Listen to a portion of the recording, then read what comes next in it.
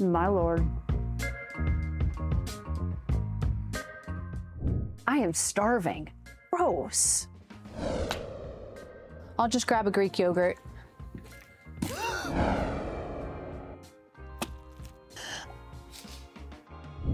I promise it really is that easy. Come on, I'm gonna show you how to make it. 23. That's how many banana bread recipes I have developed over the years as a professional chef. Now this recipe right here for Greek yogurt banana bread, it's number one. Number one on Just a Taste, and number one on a little something called the internet. So needless to say, it's tried, it's tested, and it is everybody approved. But before we get into the recipe itself, what happens if your bananas aren't overripe? Now, it's pretty well known that in order to make the best banana bread, your bananas have to look a little past their prime. If your bananas don't look like this, how can you get them to the overripe stage quickly? I've got a hack for you.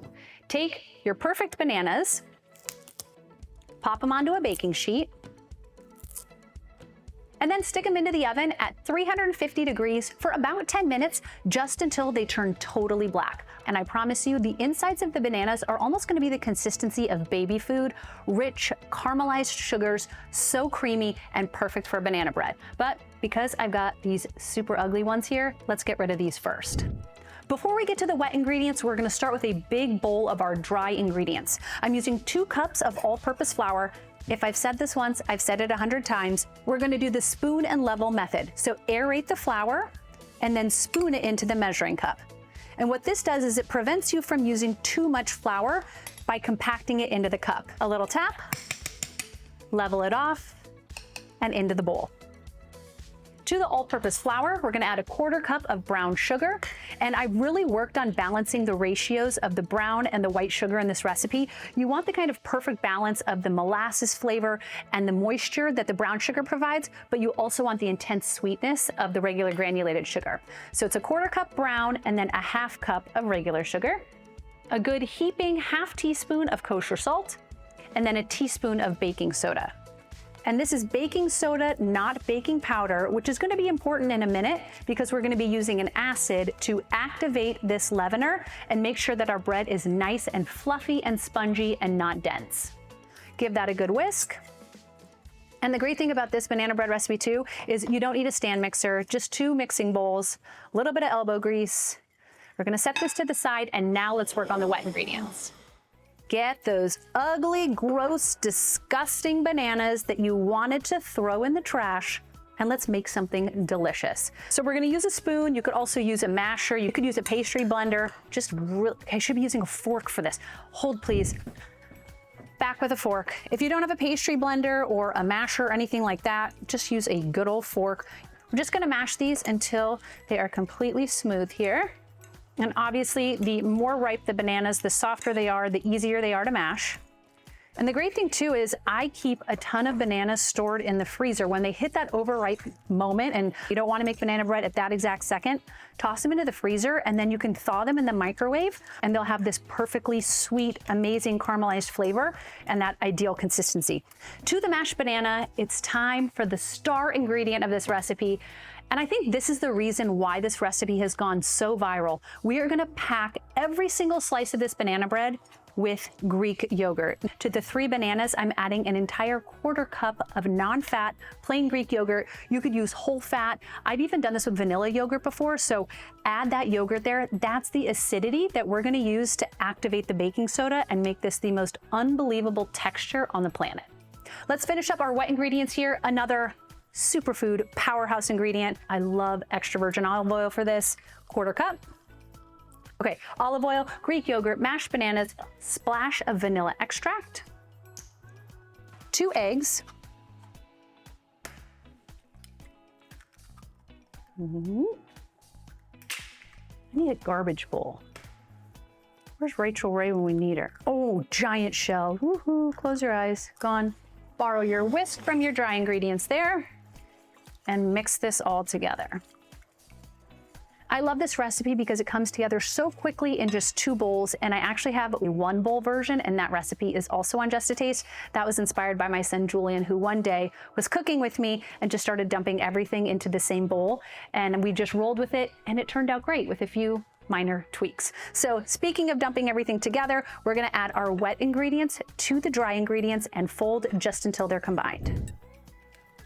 Get every last little bit. And this truly is a quick bread. I mean, it takes just minutes for all of this to come together.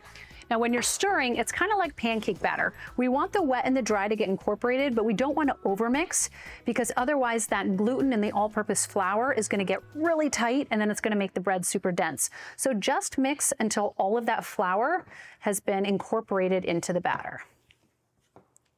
Perfect. Okay, now this is your chance to get creative with mix-ins. You could keep it exactly as is. You could add some toasted walnuts or pecans. I've even done a swirl of peanut butter in here.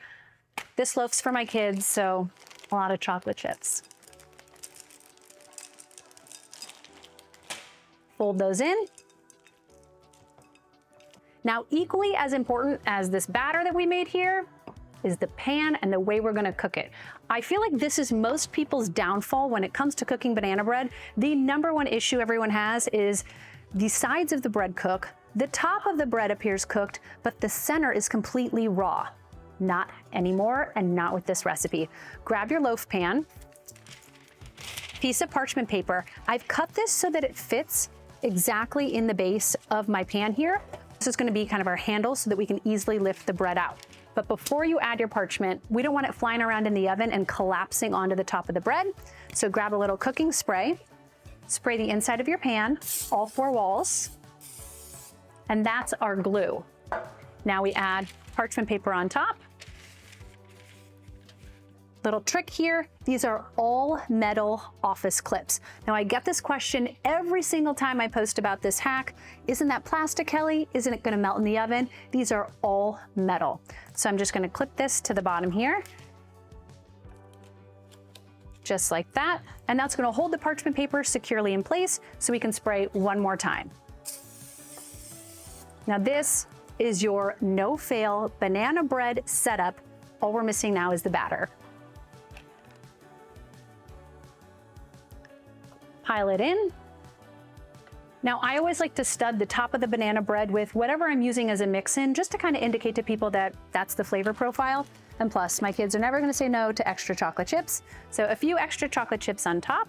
And then let's talk about the baking strategy for the ultimate Greek yogurt banana bread. We are gonna put this into a preheated 350-degree oven. But here's the deal, banana bread takes a really, really long time to bake. We're talking like an hour.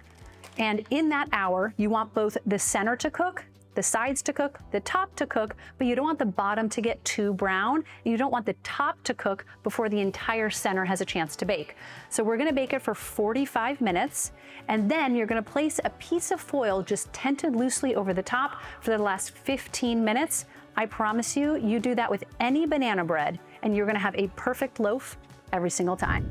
Is that not the most perfect loaf of banana bread you have ever seen, loaded with Greek yogurt, which means there's gonna be intense moisture.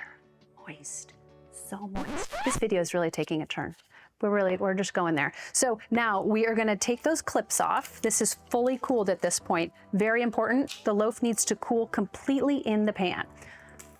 Use your built-in overhangs here to lift the bread out. How easy is that? Now we're not gonna slice with any ordinary knife. Serrated knife is the winner if you've got it. Let's go for it.